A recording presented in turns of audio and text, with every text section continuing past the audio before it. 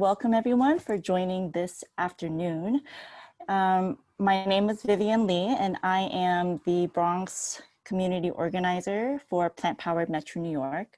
Plant Powered Metro New York is a community-based organization committed to our collective health empowerment through whole food plant-based nutrition, which is an evidence-based approach to nutrition that can prevent, treat, and even reverse chronic illness. And while we normally prefer to offer live sessions to build community around health and nutrition, we're offering this program as part of an ongoing learning series during the season of social distancing and COVID-19. We are extremely glad that you come to learn and connect with us today and to find and build community. Feel free to introduce yourself in the chat box and let us know where you're coming from and what you hope to learn from today's discussion. As a reminder, please keep your lines muted, and let me go ahead and introduce our event today. So our speaker is almost Dr. Lisa Betty, which is her Instagram name, which I think is so clever.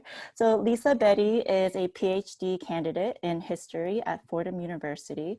She teaches on themes of labor, migration, and diaspora in the Americas, the Caribbean, and Africa.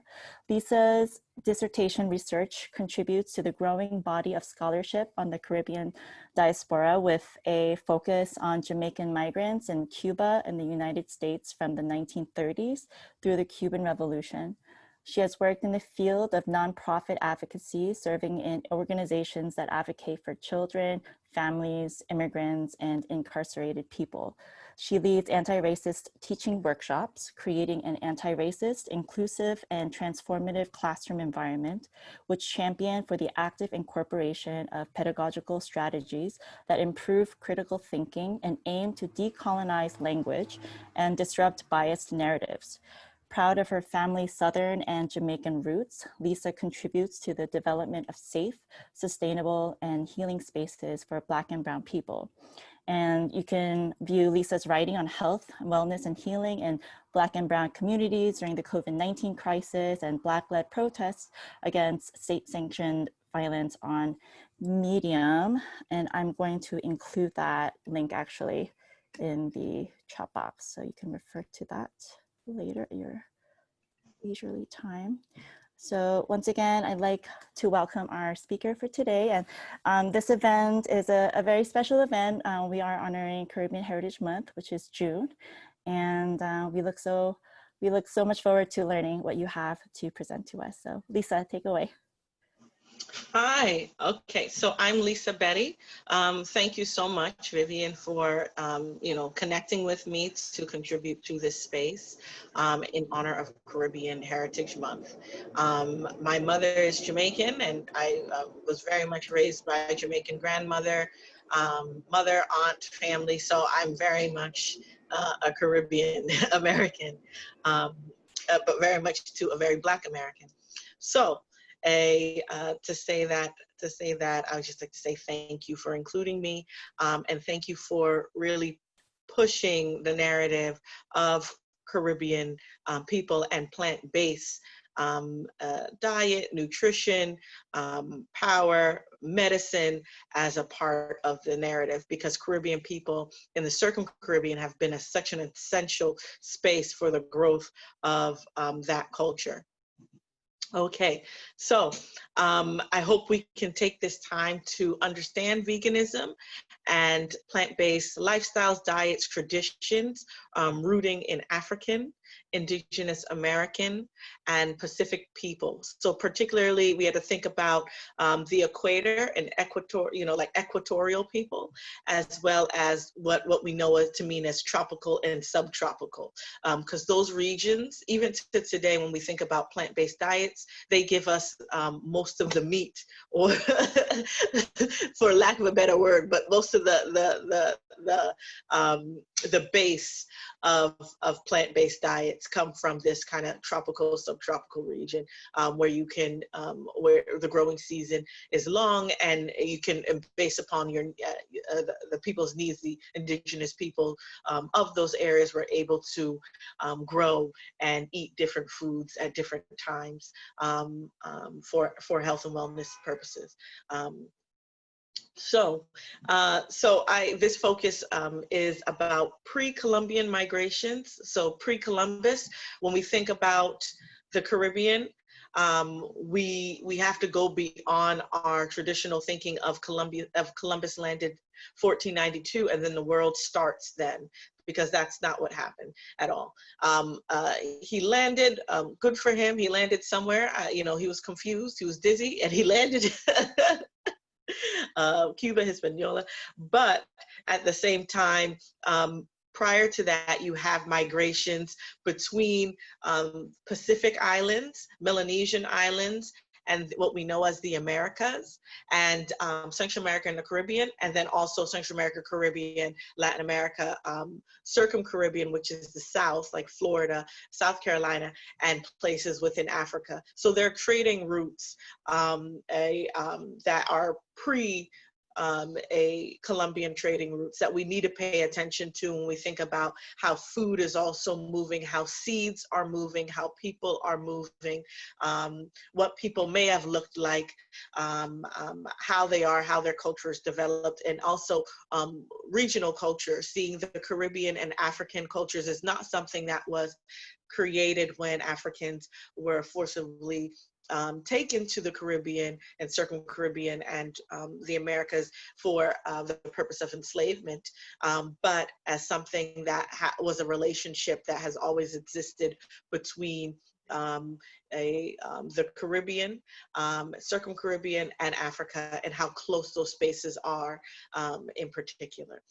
On the other side of that, on the other side of Africa, seeing also how Afro-Asiatic. So when we look at the Indian Ocean as an important space in which Africa and Eastern Africa in particular, and spaces we know today as India, Sri Lanka, the Pacific Islands, Southeast Asia, and those spaces and how important they are to those cultural spaces. So when we think about curry or turmeric or anything like that, think of it as Indian Ocean, not just India, because those types of foods are moving throughout Madagascar, and it's a kind of oceanic currents. So think about ocean currents and trade currents and how people are moving without the imposition of, for the eastern part, for Indian Ocean, Arab trade routes and Turkish trade routes or Ottoman Empire trade routes, which is, I'm just going into things. And then on the other side of that, the Atlantic and European trade routes. So we got to think about how the people in these spaces moved and traded food and traded cultures beyond beyond the logic that we've been learning of Columbus, Europe, and even Ottoman Empire or Arab empires. So that's how I just want to first begin, is kind of clearing the air and decolonizing our thinking around that. So now I'm talking about the Caribbean and Circum-Caribbean. The Caribbean, we know the Caribbean islands, islands that are multilingual, multilingual in the European language that became, I guess, the language of currency and the language of power in those spaces, but also the other languages that flourished in those spaces that we know as patois. Sometimes they are expressed as quote unquote broken, but they're not. Englishes or Spanishes, or different accents, or patriamento. There's a lot of different cultures that are running through when we think about the Caribbean. But we also have to think about the Circum-Caribbean. We have to think about, say, North Carolina, what we know as Texas, what we know as Honduras, going down to even going down to even Bahia, Brazil. So we have to look at those spaces as being important to what we know as the Caribbean, not just the Caribbean as the Caribbean. And knowing that these spaces are in interaction, even in the post-Columbian period of brutal slavery, of colonization of indigenous peoples, of those types of forced agricultural development and all of that. We still have to see these spaces as interacting in rebellion and in freedom from those kind of powers that became. So what does this have to do with plant-based? So my historical knowledge of plant-based, particularly in the Caribbean and circum-Caribbean, come from slavery. My studying the history of slavery. So within slavery, the institution of slavery, enslaved people were given a ration, depending on where you were in the space or what the ration was. Sometimes it was a ration of pork and cornmeal. Other times it was a ration of saltfish and cornmeal. But that was the ration that people were given. This ration just does not work. This ration does not give the body the nutrients needed to move. It is not necessarily 100% culturally significant to people, particularly if we're talking about Afro-Indigenous people. So when I say, I'm going to move forward and back. So when I say Afro-Indigenous people, I mean, it could be a mix between African and Indigenous people of the Caribbean islands, but it also can be pre-Columbian, melanated, Afro-haired Indigenous people that mixed into the people that were enslaved. So Indigenous people in the Caribbean and the circum-Caribbean were definitely enslaved by European colonizers. That is number one. But when we think about who an Indigenous people are, we have to really take away our Hollywood perceptions and really think about that people are moving, especially on the equator and these trade route lines, people are moving around, civilizations are being built, small, large, however, and people in Africa are in places like Jamaica, are in places like a Boricuan. So we can't think about it. And people in the Melanesian islands or Pacific islands are definitely in places in what we think of common day Mexico. So we have to, when we think of Afro-Indigenous, we have to think of Indigenous people had dark skin and Afro hair as well, and very much mixed into the African people that were brought forcibly for enslavement. So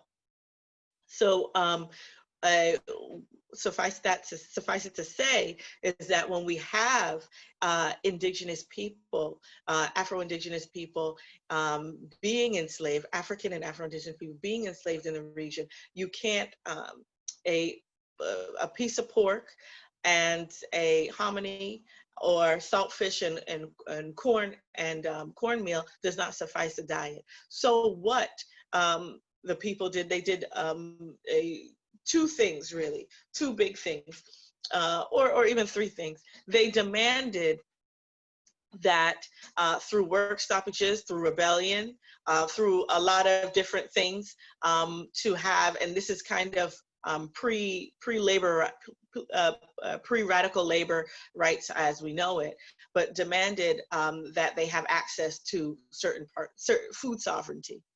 If they have to be enslaved in these specific situations, they must have food sovereignty. And what this means is that I just have access to a plot of land so that they can actually grow their own food that is culturally accessible, that is culturally, that they know, they have knowledge about.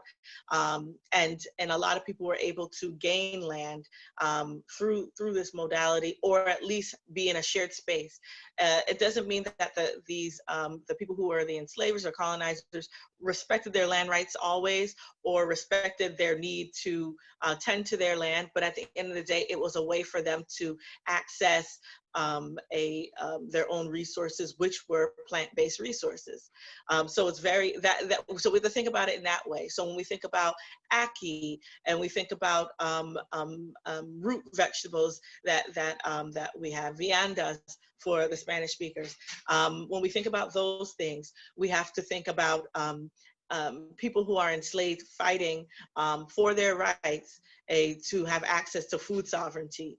And though that access to food sovereignty didn't mean access to meat, it meant access to plants, it meant access to land to grow agricultural food. Another part of this is that, so you have sovereignty and food access demanded by people who are enslaved, that are under circumstances of brutal circumstances of labor. Another part of that is marriage. So with marriage, you have people who are escaping slavery, and people who, these people who are escaping slavery into the hills are connecting with indigenous and Afro-Indigenous people who have already built communities in mountains or hills or secluded islands. And we know there are maroon communities all over Central America, Latin America, the Caribbean today. And these maroon communities are rooted in this, not only in this tradition, but in these people, particularly in Jamaica in the 1700s. You would have, and we know the story of many people from the Caribbean know the story of Nani and the Maroons, but I won't go into that as too much. But their traditions of basically cultivating agriculture in the hills. In a way of quote unquote guerrilla agriculture. When we think of like guerrilla warfare or just kind of a strategic but very stealth warfare, that was done with agriculture as well. So you have people that would have an entire kind of secret farm in a way, or a secret a wild agriculture, regenerative agriculture, actually, that went with the wildlife, where they would pick and forage, but they were planting seeds as well, pineapple, this, that. So we can't necessarily connect the fruits and vegetables, particularly of the Caribbean, to these, what enslaved people produced for large markets. And this is what we know as like capitalism and things like that, and the nature of our current system. We also have to see it, what they created for themselves when they were given only rations. Also associated with that, if you didn't get a provision ground or that wasn't a part, you also had enslaved people who were still laboring that weren't able to escape or weren't a part of these communities of ancestors who had escaped, who would also go through and create and cultivate spaces for themselves wherever they could find. And this had a lot of medicines. It had a lot of root vegetables, other types of leafy greens, all these things that now are associated with health and wellness and superfoods. A lot of those foods are foods that were cultivated and demanded by enslaved people in the Caribbean and circum-Caribbean, particularly at the beginnings of slavery, when they were attempting to fight for food sovereignty as a part of their just existence. If they had to be enslaved, that was a part of their humanity, was food sovereignty, and incorporating a plant-based diet was very much important to them, because that was what they were also used to. That was part of their culture. One last thing about the rationing: you would get a ration of pork, you would get a ration of pork, and you would get a ration of saltfish from what that was it, and then and the cornmeal, that was a part of the rationing. But could you trust those rations? We also have to think of, in the 1700s, 1800s, even 1900s, up until the early 20th century. I mean, there was the first meat and FDA. There was no FDA. There was no Food and Drug Administration. That's from the early 20th century. So meat, certain meat and dried fish and certain things, it wasn't necessarily trusted. Even amongst enslaved people, if you got a ration, particularly in the 17, 18, and 18th and 19th centuries, you would probably even throw that away because or use it for something else, because at the end of the day, it could make a lot of people sick. So meat was not looked upon as something that was popular or something that you ate, that you didn't eat if you didn't kill it yourself or if it wasn't fresh, because it could kill you. It could easily kill you, and easily cause a lot of ailments. So people use plants for healing, and they also use, as a part of that, but also meat eating was not a tradition that was, I guess, vital, because of the people were very cautious with meat. Another part of that, and then I'll move into other spaces, particularly Rastafarianism and plant-based being political, is you also have also have to acknowledge that a lot of these cultures that were being brought for labor, first who were already there, indigenous, Afro-Indigenous people. Then you have African captives that were made to labor in the region. Then you have Southeast Asian and Asian communities brought there through systems of slavery too in earlier periods, and then systems of indentured servitude, which is a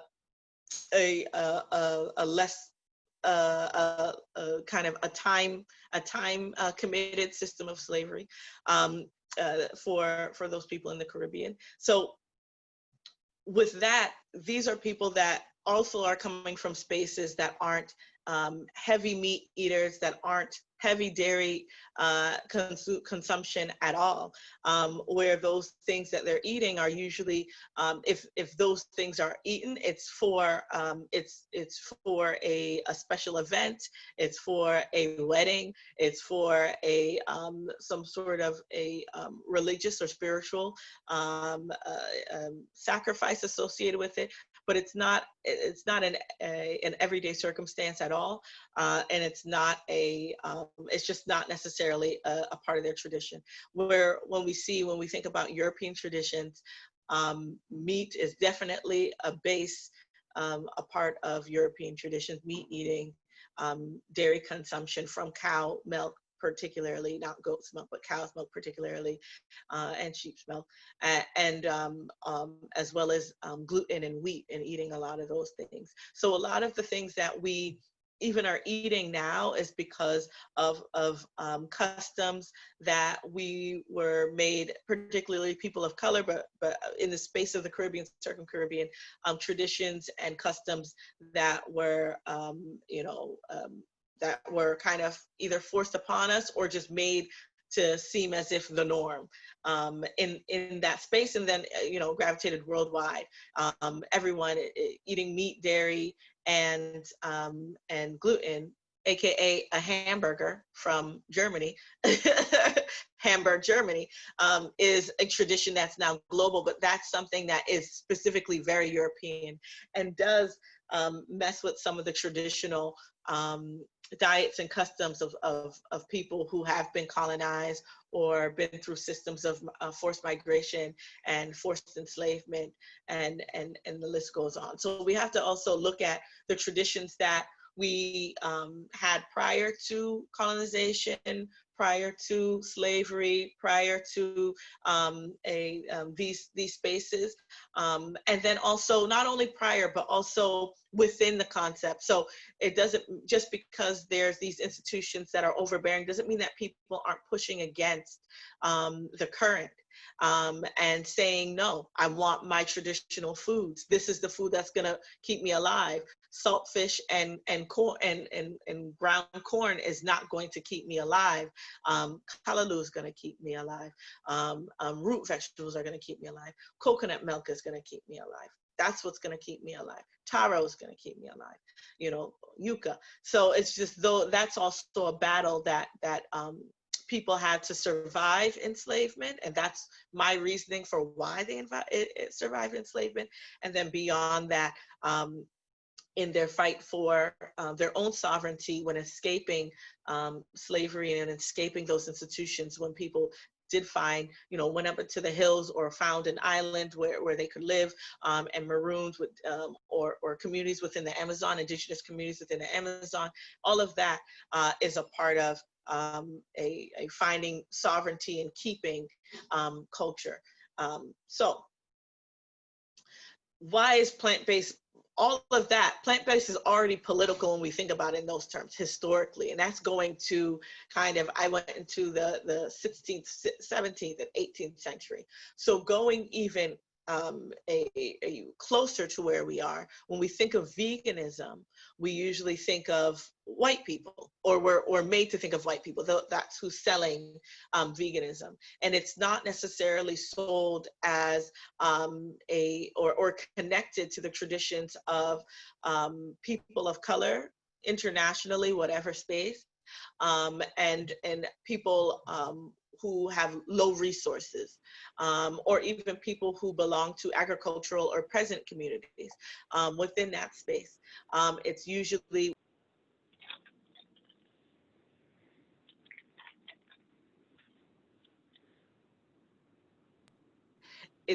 what we think of elite, and definitely white-centered European spaces. So we have to move away from that because it's just, untrue. And when I use the Caribbean as the best, as the best space, case study for this in particular. Rastafarianism, most people don't acknowledge, at least in the veganism world, Rastafarianism as an important and vital tradition that has not only introduced a globally people to traditions of veganism, being close to the land, and cultural and political movements against anti-colonialism, anti-capitalism, all of that. But that they have really moved also the language around a Black and brown people worldwide, decolonizing their diets, decolonizing themselves, and taking on traditions that were either a part of their original traditions or connecting it to Caribbean and Afro-Indigenous and Afro-Asiatic traditions that they are finding pride in and that they are eating. So taking on those customs and expressing it through food sovereignty and anti-colonialism and decolonization in those spaces. So I'm gonna give a little bit about Rasta.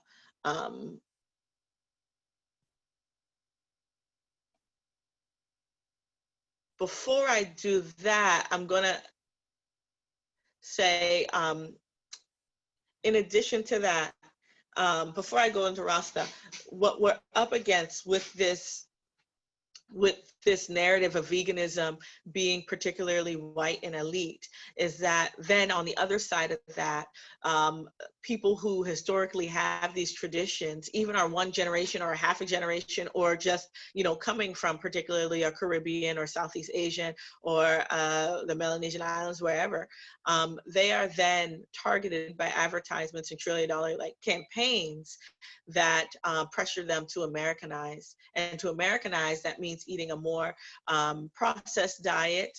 To Americanize, that means eating more of a diet that's based on a normative European American focused of high meat, dairy, and gluten intake. And so that's like taking away. In addition to that, these large corporations also mimic some of these foods. So you have to get some of these consumers, particularly Black and brown consumers, and they mimic these food ways and they process it, and it's a long, salty, red and yellow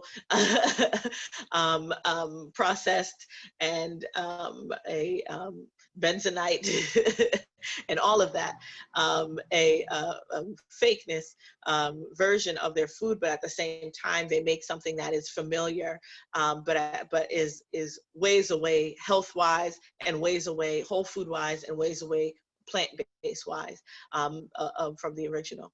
A few things that were eaten in high levels by people in the Circum-Caribbean and Caribbean, even now, but particularly during times of enslavement, colonialism, and all of these things. Because when we think about how people are eating now, this is very much in the past, maybe 70 years, the 1940s. You have to think about it. You have to think about World War II. Having a real big change on how a food was processed, food was militarized, how people were moving around, even though there were people going here and there, and you did have processes and things like that, but the industrialization of food kind of hit a whole new level when we're talking about the World War II era and beyond. So, and then also creating this dialogue, this colonial dialogue of this normative American type of values around food is also really important, and how that has moved around the earth. So when we discuss that, this is taking people away from traditions of eating black-eyed peas, kidney beans, black beans, gandules, sunflower seeds, peanuts, almonds, cashews, sweet potatoes, yam, mustard green, callaloo, dandelion greens, watermelon, coconut, mango, pineapple, peaches, thyme, rosemary, cumin, turmeric, pimento, mint, cinnamon, nutmeg. That's just some of the list of things that, for what I have in my house, and that my family keeps in our house, that is connected to our foodways. In addition to that, because we were so close to rivers and streams, seafood and river food, fish and things of that nature, and crustaceans are very important to diets of Circum-Caribbean, Caribbean, and then people also inland that may have access, that are landlocked, but may have access to rivers, where you have river food being very important to, and to eating fresh.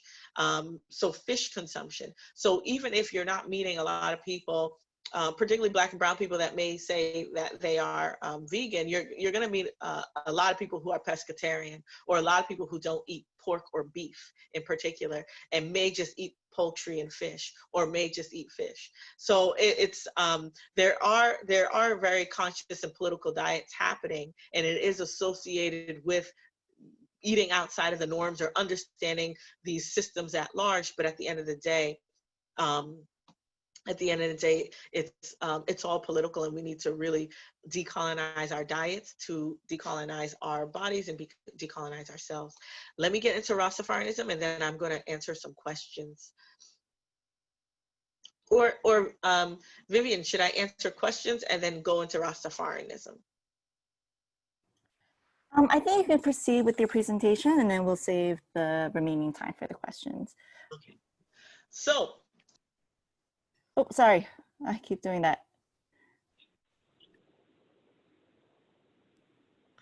So, Rastafarianism, a good book about Rastafarianism tradition and its political importance, political, cultural, and now we know musical importance, is Rasta and Resistance by Horace Campbell.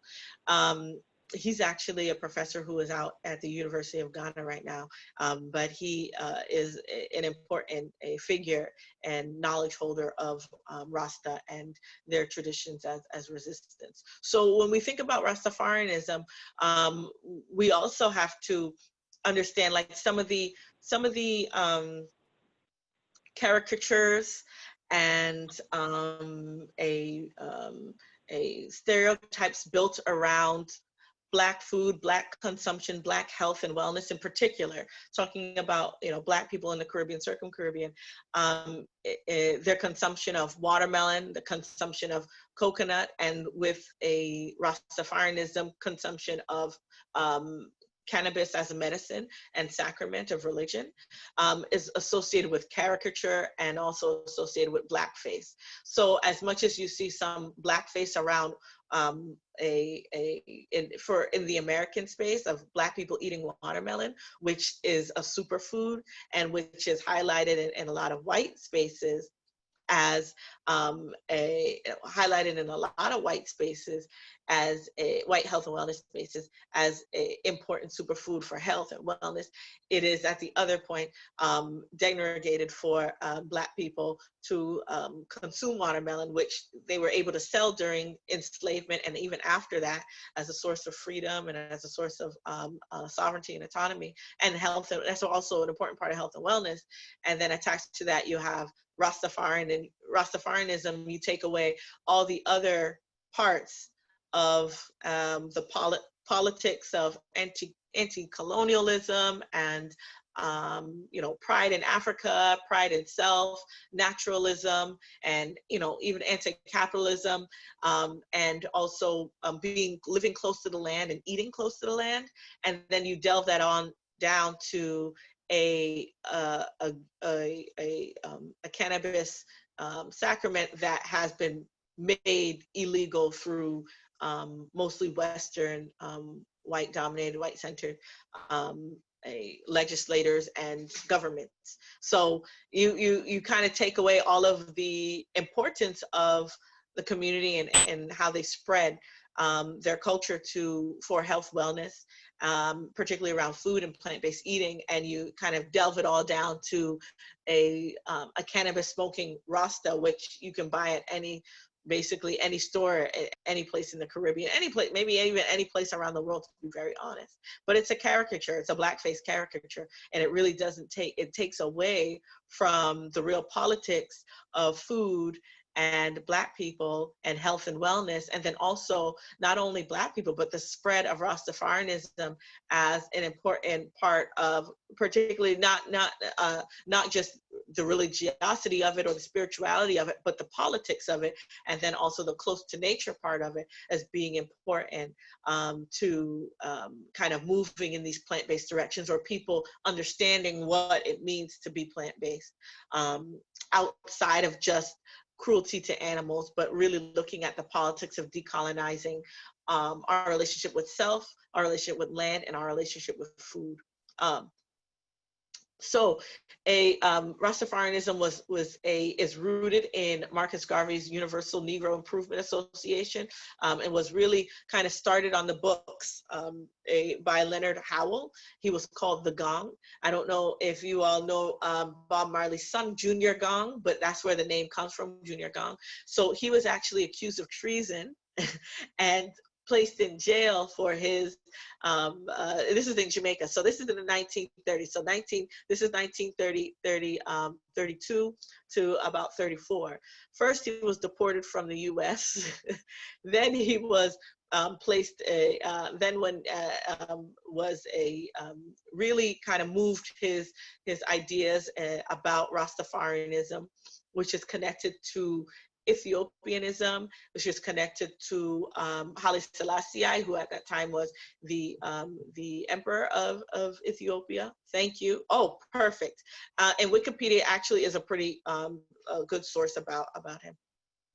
And it's African centered, it's Black positive, it's close to the land, it's melanin positive because it's inclusive of Indian Ocean and Afro-Asiatic concepts as well, because you did have people from remember you have diasporas from India and in Southeast Asia and Asia coming to the Caribbean area, and for purposes of labor, but also being an important cultural milieu in that space. When we think about things like turmeric and kalaloo, it is connected to those communities in particular. So he was actually a leader in the religiosity and the politics of Rastafarianism, and was deported from the U.S. Was in Jamaica, but refused to salute to the king or I guess emperor of the UK, King George. And instead, he saluted to Selassie I, the empire, as his emperor, and he was imprisoned for a treason. So this is all very much connected to the politics of not only plant-based and veganism as something that you just choose, as I'm choosing. No, this is political. People have been imprisoned. People have been, because this is not just about eating, this is about decolonization. And this is what my rootedness in changing my diet, my family changed that. It's always been about colonization and decolonizing our diet. Attached to some of this, it's not only he who was repressed. As Rastafarianism grew, you have the Pinnacle Commune in Jamaica. They were repressed in the 50s. They always had their own communities throughout Jamaica, and they were definitely the government always tried to dismantle their communities, and there was a lot of repression of Rastafarian people. The Coral Gardens incident in 1963, that was also a very brutal repression. You also have repression of once marijuana or cannabis became illegal worldwide within there's campaigns and propaganda campaigns from the 30s moving on about marijuana in particular. But once it became on the books and associated with just kind of like a colonial, illegal on the colonial grounds, then you see a lot of Rastafarians also being repressed and a kind of mini war on drugs being put on. And it wasn't necessarily mini, because it definitely hit as people, as Rastafarian in particular, were moving around the world, or people became, acknowledged the tradition and wanted to be associated with the tradition, they also became repressed. And even if you did intake cannabis or not, being a Rastafarian meant, or having locks in particular, meant that you were associated with cannabis, not associated with veganism or what they call an ITAL, a play on the word vital diet, but having locks meant that you took cannabis. It didn't mean that you were vegan, which it should have meant. If you have locks, that means you're vegan. But you see how the narrative changes based upon who's in power. Of course, we know Bob Marley, roots reggae, Peter Tosh kind of changed. Also, some of the hippie and movements within the U.S. and globally kind of changed the perception of not only marijuana or ganja use or cannabis use, but also Rastafarian people and Rastafarian traditions. But at the same time, there's still repression and there's still a lot of politics around cannabis use. So, and although with Rastafarianism, people, most of what we know or the repression that we know or the politics around Rastafarianism is usually focused on cannabis use, then veganism is kind of, most people, or at least white-centered politics or white-centered veganism, doesn't even know. I've met many that don't even know that Rastafarians are vegan, which is very troubling. Just speaking now outside of that history, even now, Black people around the world first are introduced to veganism through Rastafarian friends, family members, or local businesses that sell natural medicinal root medicines, tropical mixed juices for health. Like they'll give you a ginger, pineapple, carrot juice for something particular. And then also vegan food, they sell vegan food. And that's in Ghana. I've seen that in Ghana. I've seen that in Paris. I've seen that in London. I've seen that in Brooklyn, Florida. It's in Bahia, Brazil. So it's everywhere. The importance of how Rasta traditions through food have really transformed or decolonized, particularly Black and Brown people around food and tradition and space, and then reclaiming their health and wellness through food. And particularly it's important in Brooklyn. I think I'm going to end there, but let me say this one thing before I also end. There's a family in Puerto Rico, a Rastafarian family, who have been, because they're vegan, and this is where I say plant-based is always political, because they're vegan, their baby was taken away, a Black family who were just tourists in Puerto Rico and were staying there because of coronavirus or COVID-19. Their baby was taken away because, of anti-Blackness, but also anti-Rastafarianism. People that are kind of anti people who are associating themselves with natural traditions or with a certain politics that's associated with anti-colonialism as well. This is also associated with not only anti-Blackness in that way, but with Rastafarianism being associated with solely cannabis and not with veganism and plant-based life.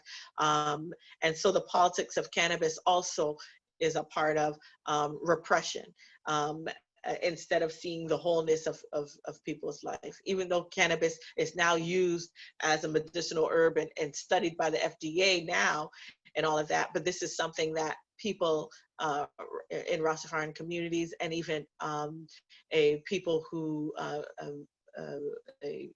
scientists who also were in support of cannabis as health in terms of health and wellness, I've always said. But so plant-based is always political, because even with this family who's currently in Puerto Rico, who hasn't seen their baby in 4 weeks, justice for baby Messiah Bay, or justice for Messiah Bay, we need to see it in that way. It's not solely just a people of color or Black people becoming vegan or plant-based. This has always been political. It's always been about decolonizing. And when people do become plant-based, when people do become vegan, when people do connect with different traditions and communities that are expressing those cultural traditions, they are repressed. So it's not as easy as just I'm plant-based. And I didn't even talk about food apartheid and systems. So thank you.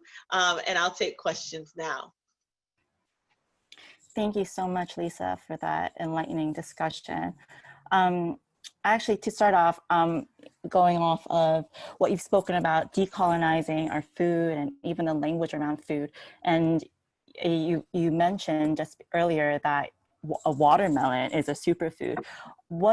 Is that the term superfood, is that a form of colonization of our foods? Because, Yes. these foods, yeah, so can you speak on that? Yes, because what happens is, first we're demonized. We're demonized for it. So it's not only watermelon, it's coconut. So watermelon, coconut, and we can even say cannabis as a super medicine. Watermelon, coconut, cannabis.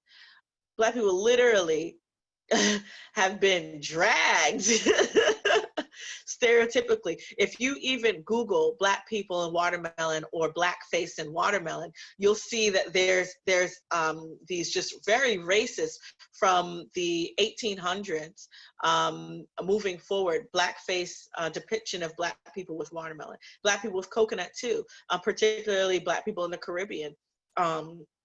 And coconut, and then now Black people in cannabis, and we see and then it becomes this superfood. So it's definitely about colonizing. Cultural appropriation is a part of it, and I think the job of people in health and wellness that do have access to certain power, they need to delve into this history. I don't think it's about, say, claiming something as a superfood and saying, oh, that's it. No, it's delving into the history and knowing, okay, who grew this food, who was nourished by this food, who gained freedom by this food.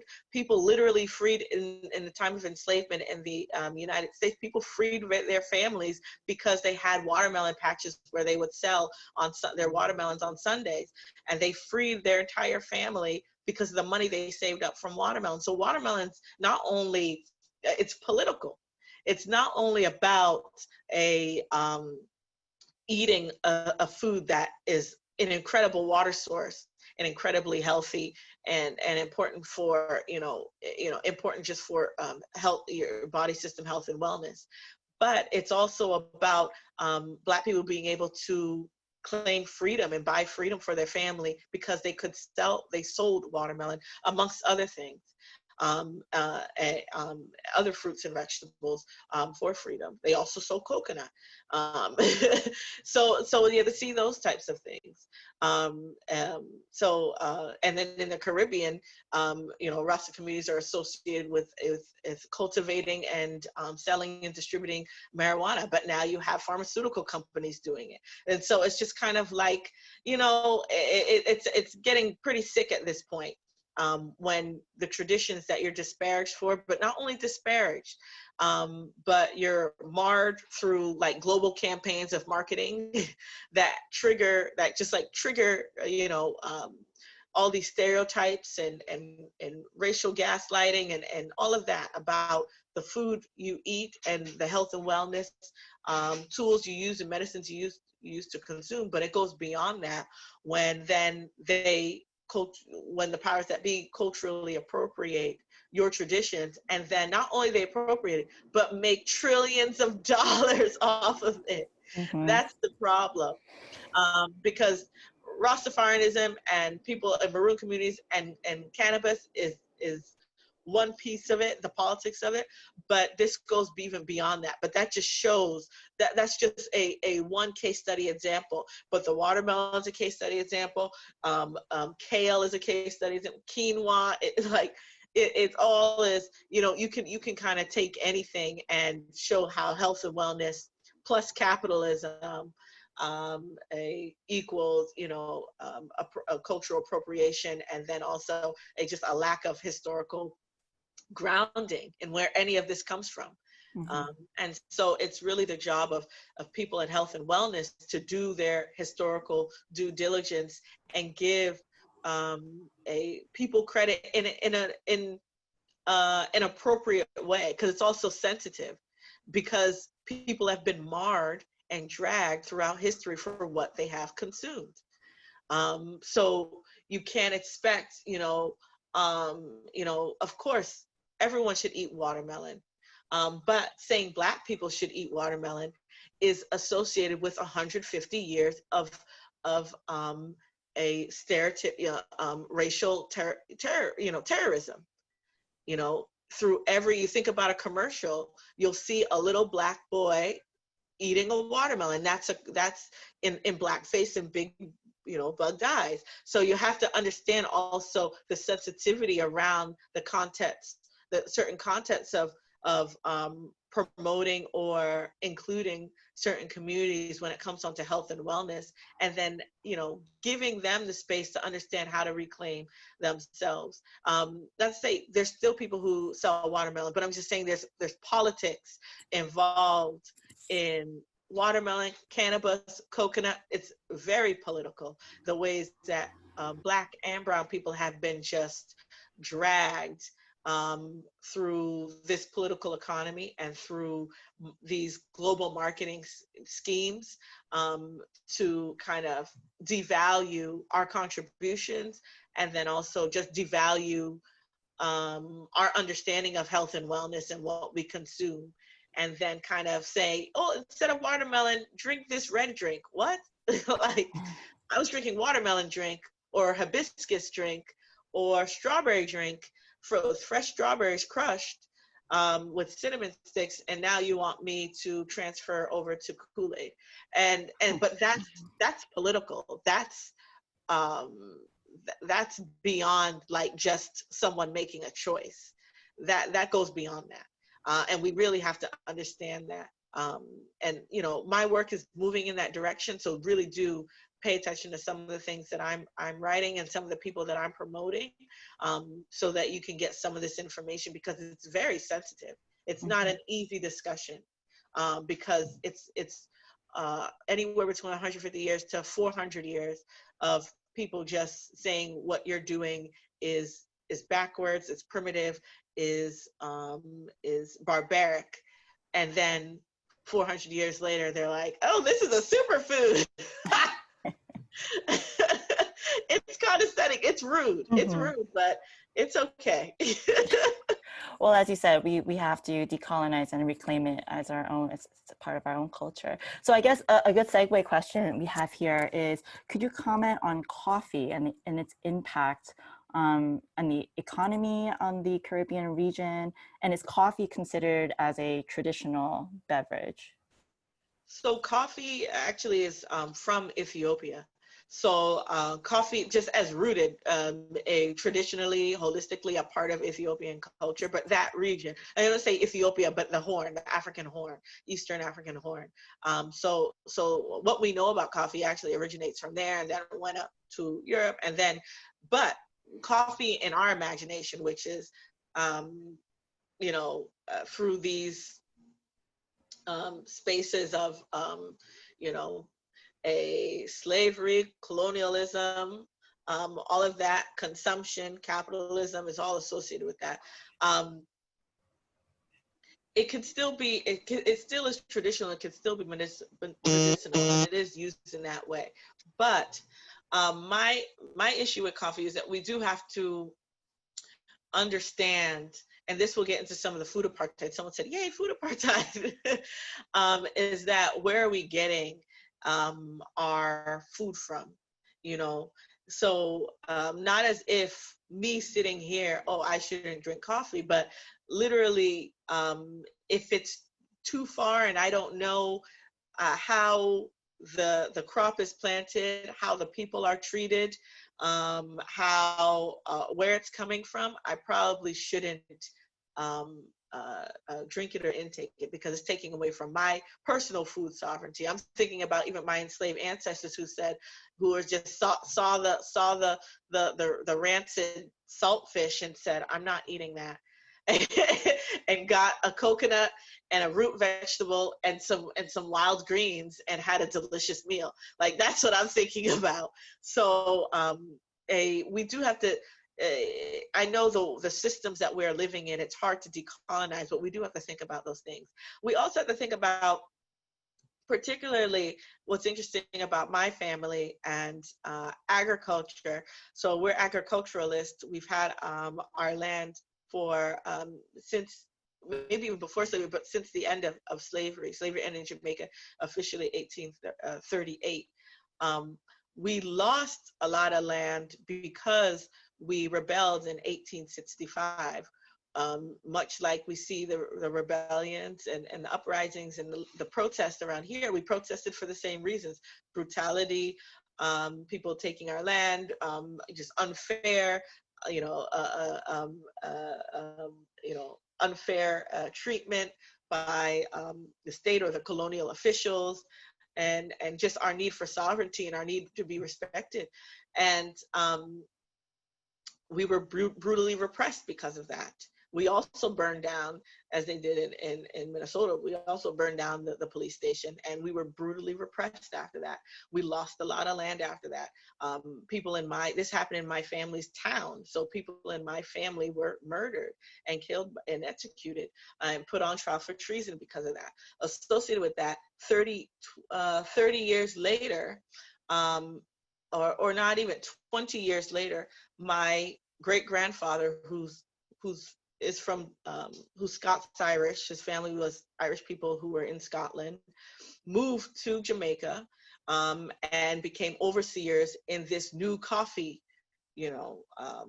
enterprise that was going on, particularly in the Blue Mountain region where we're from, of Jamaica. So as much as I'm like, yay, Blue Mountain coffee, I'm like, they actually stole the land that we had, that we claimed that we had when we were enslaved, after enslavement, and then sold that to white immigrants, particularly my great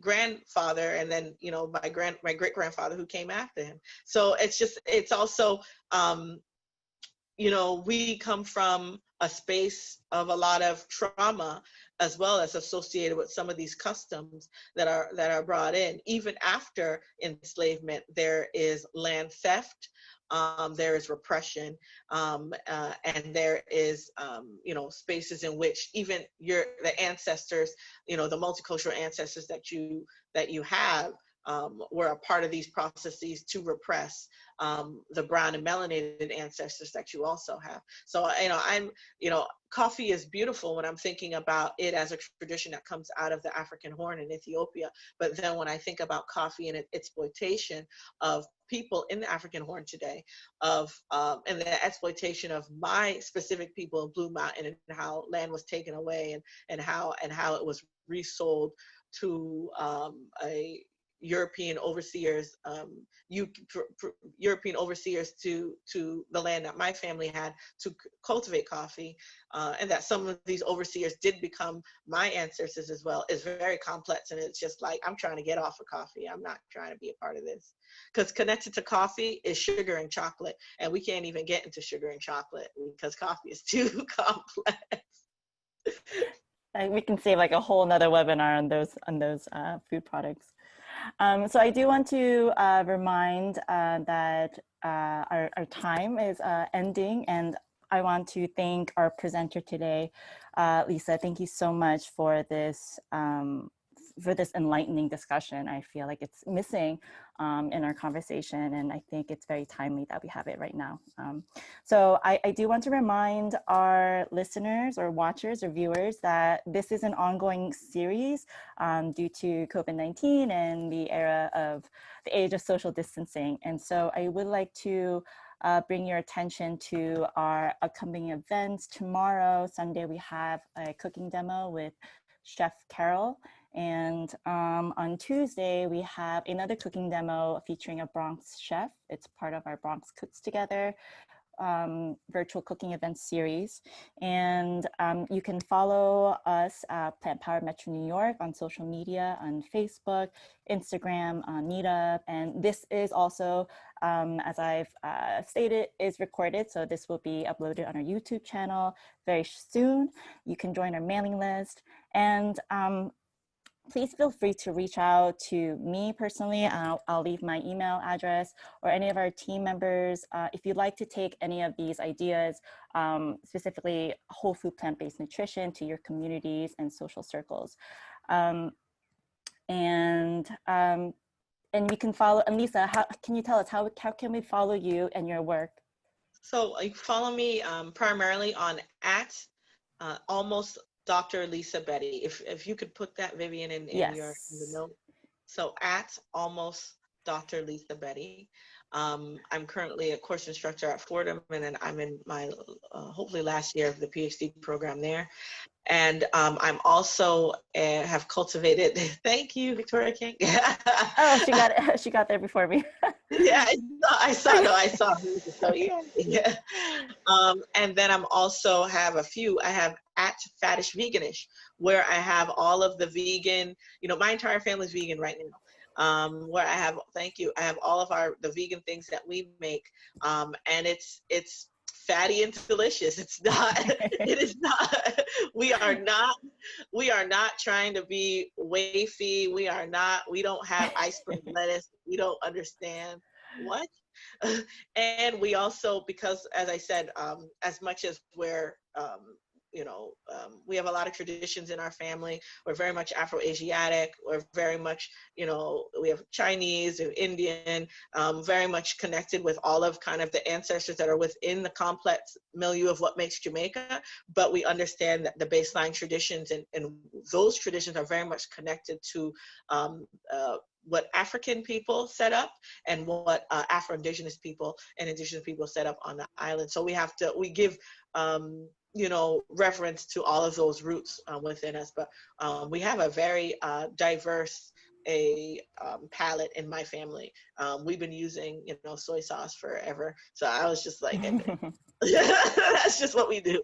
Now it's Bragg's amino, because we don't try not to eat soy, but that's just parts of our diet that is very much traditionally associated with the Southeast Asia and Asia. So and we give notice to that in Faddish Veganish.